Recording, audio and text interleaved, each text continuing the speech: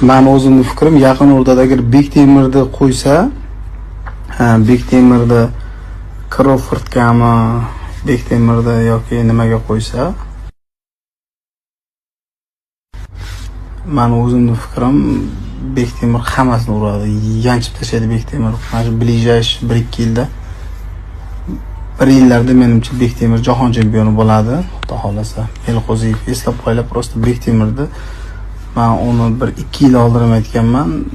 Bektemirda zo'r, qattiq uradigan.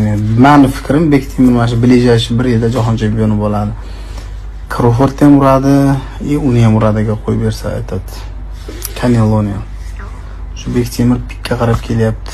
Bektemir yorib tashlaydi. Bektemirda udari yo'q. Bektemirda IQ'si ham zo'r. Oldin shoshilib urardi. Hozir Bektemirda janglar umuman boshqacha. Yig'ib bitta to'shni uryapti. O'zi Murodjondan keyin yana bitta qachondir bizda professionalda zo'r chiqsa, bu Bektemir bo'lishi mumkin. Chunki Bektemirda вообще IQ baland.